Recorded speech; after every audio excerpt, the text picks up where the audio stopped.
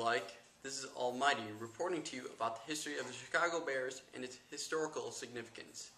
For a brief introduction, the Chicago Bears were originally the Decatur Staleys, part of the American Football League.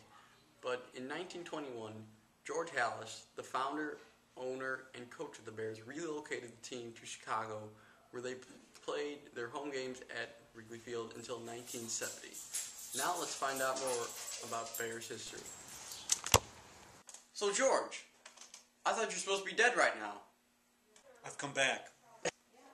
Why did you sign the Galloping Ghost, Red Grange, in 1925 to the Chicago Bears?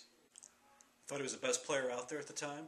I wanted to make the investment in the team to strengthen the team, it strengthened the league, made us a contender, got people talking, got more people to come out to see the game. He was a great player, one of the best signings ever did. What do you think is the biggest impact on professional football you've had? That's a very good question. I've thought about that a little bit since I woke back up.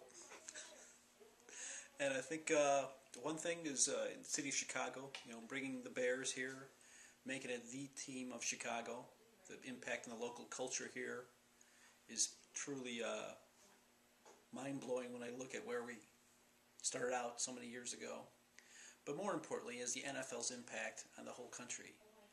Before the National Football League and the American Football League merged together, it was kind of it was like a small second tier, kind of like a AAA ball compared to baseball and stuff.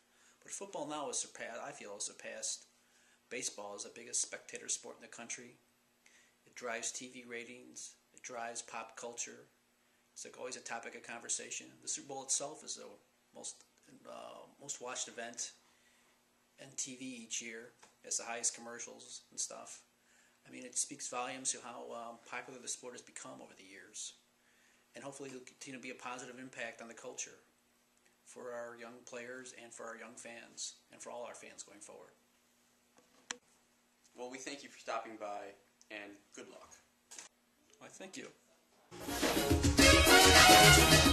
Another important contribution by the Chicago Bears franchise was the NFL's first dynasty named the Monsters of Midway. The Monsters of Midway described the dominant teams of the 1940s. They won 4 NFL championships in the span of 7 years. This winning allowed the sport to grow and expand, starting at a large market.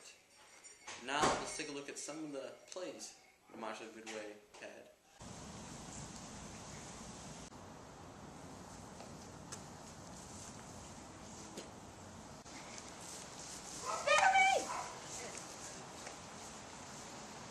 We're going to take a quick break so I can teach you some of the fundamentals and basics of football. Come watch me as I demonstrate outside.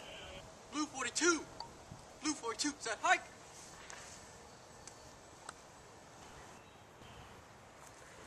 Oh, good.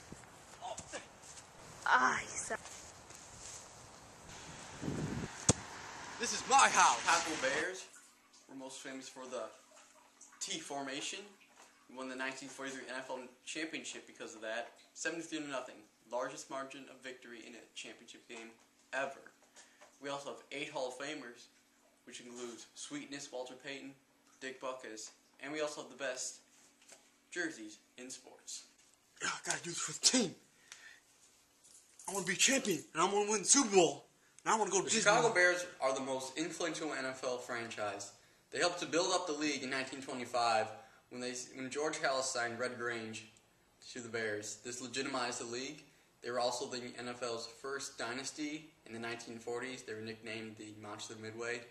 The Monsters of Midway name resurfaced in the 1980s when the 1985 Super Bowl team and the 1985 Super Bowl Shuffle.